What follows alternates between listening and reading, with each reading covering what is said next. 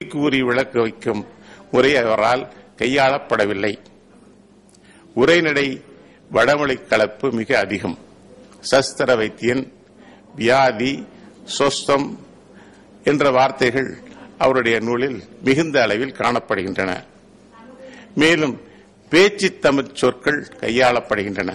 மிச்சமான, கொஞ்சம் போன்ற பேச்சு தமிழ் சொற்கள் காணப்படுகின்றன. ஒரு சொல்லுக்கு பல சொல்கள் கூறப்படுகின்றன. அபார்ஷன் என்ற பொருளுக்கு கருவடிதல் என்று கூறுகிறார். பிறகு அசனுகம், மிஸ்காரஜு தமிழிலே எழுதுகிறார். மிஸ்காரஜு, அபார்ஷன். இதில் ஆங்கில சொற்கள் பல ஒளிபெயர்ப்புகளை பெறுகிறது. சில இடங்களில் எழுத்து வடிவம் மாறி காணப்படுகிறது. சர்க்கரை என்பதை சருக்கரை என்று மாறி அவர்கள் எழுதுகிறார். உரைநடையில் இடையில் எண்கள் மட்டும் சுத்தமான தமிழில் எழுதப்பட்டுள்ளது. இவருடைய ஆரம்பகால நூல்களில் கலைச்சொற்கள் நூலின் கடைசியில் பின்னிணைப்பாக இன்றைய நூல்களைப் போலவே அக்காலத்தில் மிகுந்த சிறப்புடன் கலைச்சொற்கள் காணப்படுகின்றன. தமிழ்நாட்டிலும் முதலில் மருத்துவ நூல் எழுதியவர் ஒரு தமிழர் இல்லை. அதை எழுதியவர் சென்னை மருத்துவக் கல்லூரியில் டிரெஸ்ஸராக வேலை பார்த்து வந்த மா ஜெகநாத நாயுடு. நாயுடுவும் நாயக்கர்களும் எப்பொழுதும் தமிழர்களுக்கு தேவைப்பட்டுக் கொண்டே இருக்கின்றார்கள். மா ஜெகநாத நாயுடு கிரீன் நூல்களைப் போலவே இவருடைய நூல்கள் பெயர்கள் வடமொழியிலே உள்ளன. ஆங்கில மருத்துவத்துடன் ஆயுர்வேத மருத்துவமும் இணைந்து வினாவிடை என்ற யுத்தியுடன் நூல் எழுதப்பட்டுள்ளது. இவருடைய உரைநடை மிக கடுமையான சொற்களுடன் காணப்படுகின்றன. தேக போஷணைக்கு புசிக்கப்பட்ட பதார்த்த பக்குவப்படுத்த அதில் இருக்கும் ரசம் ரத்தத்திற்கு போய் சேரும்படி செய்கின்ற தொழிலுக்கு ஜீரணம் என்று பெயர். இதுதான் அவருடைய அன்றைய உரைநடை. நோய்களுக்கு கிரீனைப் போலவே வடமொழியில் தலைப்பை கொடுத்துள்ளார். இவருடைய புத்தகத்தின் தலைப்பு பைஜ ஜகல்பம். கிரீனைப் போலவே பல தமிழ் சொற்களை, தமிழ் கலை சொற்களை இவரும் கையாண்டுள்ளார். ஸ்டொமக் என்பதை தீனிப்பை என்கின்றார். குஷி, இறைப்பை, ஜடரம், உதரம், அன்னாயிசம், பக்குவாசயம், சூமாசயம் என்று கூறினாலும் நல்ல தமிழ் சொற்கள் அக்காலத்திலேயே காணப்படுகின்றன. இன்று நாள் ஏற்றுக்கொள்ளப்பட்ட இறைப்பை அன்றே மிஸ்டர் கிரீனினால் எழுதப்பட்டுள்ளது. மிஸ்டர் ஜெகநாத நாயுடினால் எழுதப்பட்டுள்ளது. ஆனால் கிரந்த எழுத்துக்கள் மிகுந்த அளவில் காணப்படுகின்றன. மேலும் ஒரு சொல்லை கூறும் பொழுது இங்கிலீஷில் இப்படித்தான் கூறப்பட்டுள்ளது என்று ஒலிபெயர்த்தும் பிறகு ஆங்கில எழுத்திலும் கொடுத்து விடுகிறார். இங்கிலீஷில் செப்டம் என்றால் அதை தமிழில் செப்டம் என்றும் ஆங்கிலத்தில் பிராக்கெட்டில் செப்டம் என்றும் அவர் கூறுகிறார். அக்காலத்து வழக்கில் இருந்த சொற்களும் அடைப்புக்குறிக்குள் உள்ளன. நஞ்சு என்பதற்கு பிளாசண்டா என்று எழுதி மாயை என்று அதையும் அடைப்புக்குறிக்குள் எழுதுகின்றார். பேச்சு சொற்களும் ஆங்காங்கே காணப்படுகின்றன. கிட்டவே என்று எழுதுகின்றார். இந்நூலில் பொதுவாக எளிமை கடைபிடிக்கவில்லை. குடியேறிய நாடுகளின் கொடை.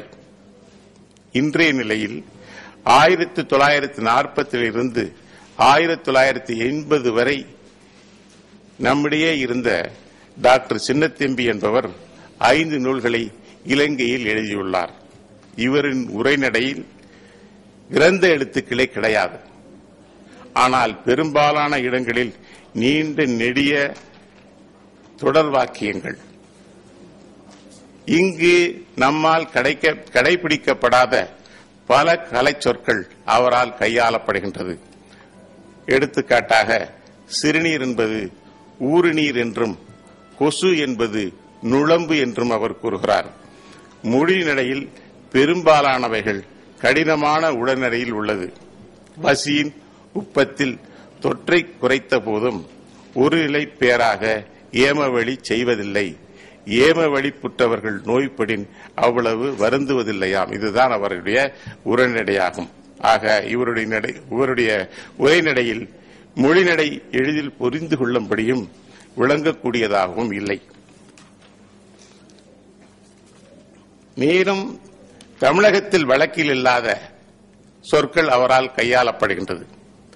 நம்மிடம் சாதாரணமாக கூறப்படும் வெறிநாய்க்கடி என்பது அவர் விசர நோய் என்கின்றார். அதேபோல் நாம் தொழுநோய் என்போம், அவர் அதை குட்டை நோய் என்கின்றார். ஆக இதுபோல் நமக்கு தெரியாத பல சொற்கள் அவரால் கையாளப்படுகின்றன. இலக்கிய நெகிழ்வுகளும் அவரால் கையாளப்படவில்லை. சில கூச்சு சொற்களும் அவரால் கையாளப்படுகின்றது. எடுத்துக்காட்டாக தலைமயிர் என்கின்றார், முளை என்கின்றார், யோனி என்கின்றார். உரைநடையில் தமிழ் சொற்கள் கூடி வடசொல் குறையக்கூடிய காலம் எது என்று நாம் பார்க்கும் பொழுது 1932 வட சொற்கள் ஆங்கில சொற்களும் மிகுந்திருந்தாலும் பிறகு சில அரசியல் மாற்றங்கள் காரணமாக தமிழ் சொற்கள் மிகுந்து உரைநடையில் ஒரு பெரு மாற்றம் காணப்படுகின்றது. இதன் அடிப்படையில் அக்காலகட்டத்தில் வெளிவந்த உங்கள் குழந்தை, உடல் உறுதி போன்ற நூல்கள் எளிமையாக நல்ல தமிழ் கலை சொற்களுடன் காணப்படுகின்றது. 1960ற்கு பிறகு மருத்துவ தமிழின் பொற்காலம் என கூறலாம். ஏனென்றால் இந்த ஆண்டுகளுக்கு பிறகுதான் இலக்கண நெகிழ்வுகள் நடைபெறுகின்றன. கருத்து தெளிவும் இந்நூல்களில் கையாளப்படுகின்றது. ஏனெனில் இந்த நூல்கள் தமிழ் பாட நூல் நிறுவனத்தினால் வெளியிடப்படுகின்றது. அதன் பிறகு 1983 ஆண்டுகளில் ஆரம்பிக்கப்பட்ட தமிழ் பல்கலைக்கழகத்தால் பொறியியலையும் மருத்துவத்தையும் தமிழில் கொண வேண்டும் என்று துணைவேந்தர் அவர்கள் எண்ணியதன் காரணமாக சுமார் 27 நூல்கள் தமிழில் எழுதப்பட்டன. இந்த பாடநூல் என்ற ஒரு திட்டத்தின் கீழ் எழுதினாலும் அவைகள் சிறந்த மொழியியல் அறிஞர்களாலும் தமிழறிஞர்களாலும் ஒப்புநோக்கப்பட்டு மேற்கூறிய குறைகளெல்லாம் நீக்கப்பட்டு மிகச்சிறந்த புத்தகங்களாக வெளிவந்தன. இதற்கு அடுத்தபடி பார்க்கும் பொழுது இந்திய மொழிகளிலேயே முதலாக வெளிவந்த கலைக்களஞ்சியமானது தமிழிலேதான். இந்த கலைக்களஞ்சியம் மூலம் குழந்தைகள் கலைக்களஞ்சியமும் இங்கு தமிழ்நாட்டில் தான் முதலாக வெளிவந்தன. இவைகள் அறிவியல் கலைக்களஞ்சியம் என்று தமிழ் பல்கலைக்கழகத்தில் பிறகு வெளியிட்டார்கள். இவற்றில் பல ஆயிர தமிழ் கட்டுரைகள், தமிழ் மருத்துவ கட்டுரைகள் உள்ளன. இதற்கு அடுத்தபடியாக பொதுமக்களுக்கான நூல்கள் மிகுந்த அளவில் பிற சிறந்த புத்தக நிறுவனங்களால் வெளிவந்தன. இவைகளில் நல்ல தமிழ் உரைநடையானது இன்று கடைபிடிக்கப்பட்டு வருகின்றது. இதை தவிர இன்றைய நிலையில் சிறுவர்களுக்கான மருத்துவ நூல்களும் எழுதப்பட்டு வருகின்றன. இவைகளுடைய உரைநடையை பார்க்கும் பொழுது எளிமையாக சொற்களை பிரித்து எழுதி சிறுவர்கள் புரிந்து கொள்ளும்படி அந்த புத்தகங்களான எழுதப்பட்டு வருகின்றது. ஆனால்